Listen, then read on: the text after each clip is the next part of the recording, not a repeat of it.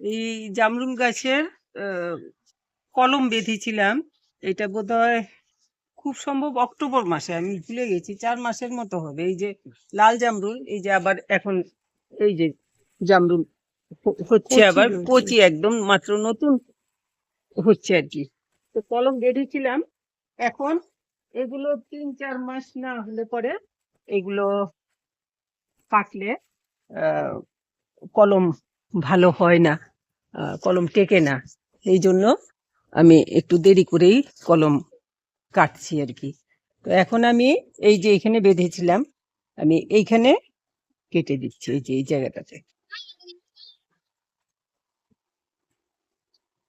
ভীষণ শক্ত হয়ে গেছে, হাতটা ঘুরিয়ে ঘুরিয়ে করে দিয়েছে। এটা এই এই যে কেটে নিয়েছি। এখন এখানে দেখা যাবে অন্ধকার অন্ধকার দেখা না? যাচ্ছে না, না, না, এটাতে আচ্ছা, দেখা যাচ্ছে। এখন আমি এই যে এটা দেখাবো খুলে আপনাদেরকে, শেকড় যা হয়েছে। আমি আগে এটার মধ্যে খুব মাকড়সার কিছু ঝুল টুল লেগে রয়েছে, এগুলো একটু পরিষ্কার করে দিই, এগুলো পরে কাটবো। এখানে এখন রোদের মধ্যে এসে তো না, আমি না, এখানে দেখাই। দেখা যাচ্ছে, না, এই হয়ে যাচ্ছে। শেকড়গুলো আসলে শেকড়গুলোকে ইয়ে করতে লাগে। শেকড়গুলো বেরুলে পরে তারপরে প্রথম তো সাদা সাদা থাকে, শেকড়গুলো নরম শেকড় থাকে। শেকড়গুলো শক্ত হওয়ার জন্য অনেকদিন অপেক্ষা করতে লাগে। যখন নাকি শেকড়গুলো ব্রাউন কালার হয়ে যায়, তখন কলমটা কেটে লাগালে পরে তো গাছটা বেঁচে যায়, কলম বেঁচে যায়। নইলে পরে কলম বাঁচানো যায় না। তো আমি এই যে দেখাচ্ছি আপনাদেরকে খুলে, একটু কাটারটা ধরো তো।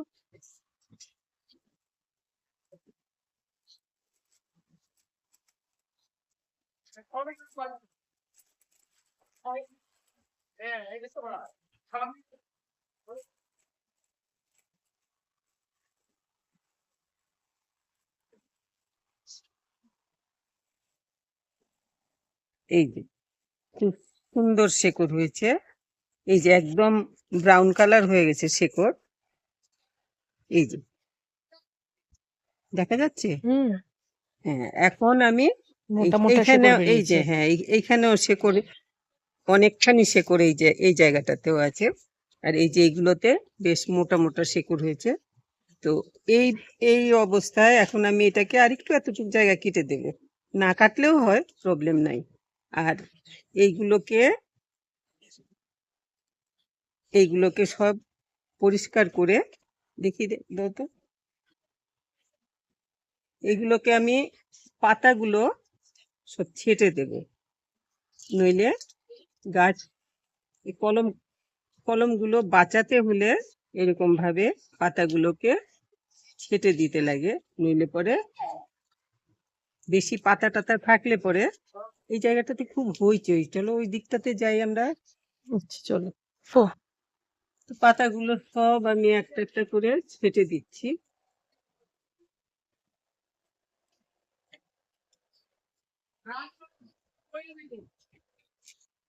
সব পাতা এরকম করে ছেটে দিচ্ছি আমি। তো তাহলে গাছটা একটু স্টেডি হলে পরে নিচের থেকেই পাতা বেরোবে, আর গাছ তাড়াতাড়ি সতেজ হয়ে উঠবে, বেঁচে যাবে। কলম বাঁধলে কলম হয়ে যায়, কিন্তু তারপরে এইসব গাছের কলমগুলো বাঁচানো মুশকিল হয়ে যায়, এইটাই হলো প্রবলেম। প্রথম বাঁচিয়ে ফেলতে পারলে তার প্রবলেম নেই। এখন আমি সব পাতা প্রায়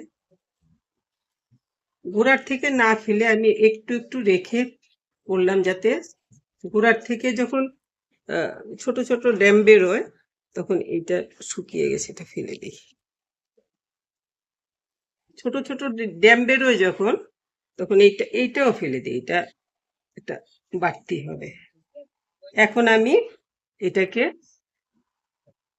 সুন্দর করে লাগিয়ে দেবো একটুখানি, ফাঙ্গিসাইড দিয়ে এই জায়গাটাতে একটু ফাঙ্গিসাইড দিতে লাগবে, যাতে আহ, ইয়ে না হয় কোনোরকম। এই এই জায়গাটা তো কাঁচা হয়ে গেল, তো এইখানটাতে আমি ফাঙ্গিসাইড দেব। সেটা আমি ওই হলুদ একটু গুলে লাগিয়ে দেবো এই জায়গাটাতে। আর গাছটাকে আহ, কেমন করে আমি লাগাবো, মাকড়সার ঝুল গুলো ভালো করে পরিষ্কার করে, আমি তো পাতাগুলোকেও একটুখানি জল দিয়ে ধুয়ে দিই। এই যে ধুলো পড়ে গেছে এতদিনে, একটু ধুলো ধুলো হয়ে গেছে, শীত গেল তো, তো সব ধুলো ধুলো এগুলো একটুখানি জল দিয়ে ধুয়ে দেবো, স্প্রে করে দেবো ভালো করে। তারপরে একটুখানি ভালো করে, অন্য কিছু দেব না এটাতে এখন। এখন তো নতুন কলম, এটাকে আমি শুধুমাত্র পুরনো গোবর আর মাটি দিয়ে আহ মাটিটা তৈরি করব, করে বসাবো। ইয়ে দেওয়া যায়, ভার্মি কম্পোস্ট দেওয়া যায় গোবরের বদলে, আপনারা ভার্মি কম্পোস্টও ইউজ করতে পারেন। তো সব সময় খেয়াল রাখবেন শেকড়গুলো যাতে ব্রাউন কালারের হয়, ওই সময়ই কলমটা কাটবেন। যদি আপনারা কলম বেঁধে থাকেন কোথাও, কলমটা বাজবে তখন যখন নাকি এই শেকড়গুলো ব্রাউন কালার হবে, নইলে পরে কিন্তু কলম বাঁচানো মুশকিল হয়ে যায়। আমরা অনেক সময় ওপর দিয়ে দেখতে পাই, পলিথিনের ওপর দিয়ে, যে অনেকখানি শেকড় হয়েছে, তো খুশি হয়ে কলমটা কেটে এনে বসাই, তারপরে কিন্তু গাছটা আস্তে আস্তে মরে যায়। কিন্তু যখন দেখবেন যে শেকড়গুলো ব্রাউন কালার হয়ে গেছে, তখন কলমটা কাটবেন, তাহলে আপনার কলম নষ্ট হওয়ার আর ভয় থাকে না। তো আমি জিনিসটা অনেকখানি লেংদি হয়ে যাবে, আমি এই জন্য এটার মাটি তৈরি করে এটাকে টবে বসানো পর্যন্ত আমি আরেকটা সেকেন্ড পার্ট করে আরেকটা ভিডিও করে আপনাদেরকে দেখাবো।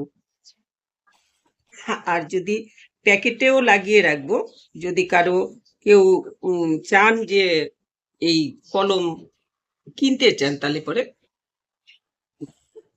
আমি বেশ কটা কলম বেঁধেছিলাম, আমি দিতে পারবো আর কি। তো এই ফার্স্ট পার্টে আমি এতটুকুই দেখালাম আপনাদেরকে, যে কলমটা প্রায় 4 মাসের মতো সময় লেগেছে। তো এই এই এটা আমি কি বলছিলাম ভুলে গেলাম। এইভাবে একটুখানি দেখে শুনে কলমটা লাগাবেন আর কি, কেন বাধা থাকে, অনেক দিন নাড়াচাড়ি পড়ে না, পোকার ডিম টিম থাকে এই সমস্ত ইয়েগুলোর মধ্যে। এগুলো দেখে একটু ধুয়ে টুয়ে তারপরে একটু ফাঙ্গিসাইড স্প্রে করে দেবেন, যেই ফাঙ্গিসাইড ইউজ করেন, আর বিশেষ করে এই জায়গাটাতে ফাঙ্গিসাইড লাগিয়ে দেবেন। অর্গানিক হলে কি লাগাবে? অর্গানিক হলে পরে তো হলুদের গুঁড়ো লাগাতে পারেন, তারপরে গরম মশলা, যে দারচিনির গুঁড়ো, তাকে পেস্ট করে একটু জল দিয়ে পেস্ট বানিয়ে এখানে লাগাতে পারেন। ওইটাতেও একই ফাঙ্গিসাইডের কাজ করবে।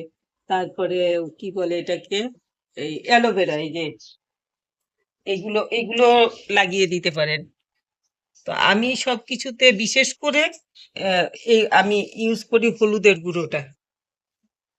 গুঁড়োটাকেই আমি জল দিয়ে ইয়ে করে লাগিয়ে দিই। তো এইভাবে আপনারা এই কলম বাঁধাটা আমি দেখিয়েছি, যে এই ভিডিওটাতে দেখিয়েছিলাম কলম কি করে বাঁধতে হয়, সেটার লিংক আমি দিয়ে দেব আর ডিসক্রিপশন বক্সে। আর যদি কেউ আমার সাথে যোগাযোগ করতে চান, তাহলে আমি এবার আমার টেলিফোন নাম্বারটাও ডিসক্রিপশন বক্সে দিয়ে দেব, আপনারা চাইলে আমার সাথে যোগাযোগ করতে পারেন। আর এইটা ফার্স্ট পার্ট আমি দেখালাম, কি করে কলমটা বেঁধেছিলাম, যে তারপরে এটার কি কন্ডিশনে আমি এটাকে কাটলাম, এখন আমি এটাকে ছেটে টেটে রেডি করেছি কলমটা এখন বসানোর জন্য, মাটিতে বসানোর জন্য। মাটিতে বলতে টব বলুন বা প্যাকেট বলুন বা মাটিতে এমনি গ্রাউন্ডে বলুন, যেখানেই বলুন, লাগানোর জন্য মোটামুটি এখন রেডি, শুধুমাত্র ফাঙ্গিসাইড লাগানোটা বাকি। সেকেন্ড পার্টে আমি দেখাবো মাটি কেমন করে আমি তৈরি করব, করে আমি কেমন করে বসাই। আমি একটা টবে একটা প্যাকেটে লাগিয়ে আপনাদেরকে দেখাবো। প্যাকেটের গুলো রাখবো আমি, একটা না কয়টা আমি প্যাকেটে লাগাবো, প্যাকেটের গুলো রাখবো। যদি কেউ নিতে নেওয়ার ইচ্ছে থাকে কারো, কেউ যদি যোগাযোগ করেন তাদের জন্য। আর টবেরটা তো আমার নিজস্ব থাকবে। আহ, তো আজকে এতটুকুই বললাম। সেকেন্ড পার্ট দেখবেন, এটা দেখে পরে সেকেন্ড পার্টটা দেখবেন, তাহলে করে কি করে কলমটার কেয়ার নেবেন, মাটি কি তৈরি করবেন, কিভাবে লাগাবেন, আর কিভাবে এটাকে কেয়ারে রাখতে লাগবে, সব সেকেন্ড পার্টে বলবো। সবাই খুব ভালো থাকবেন। লাল জামরুল, আমি বলতে ভুলে গেছি, লাল জামরুলের কলম আমি পুরোপুরি আপনাদেরকে দেখালাম। খুব ভালো থাকবেন সবাই।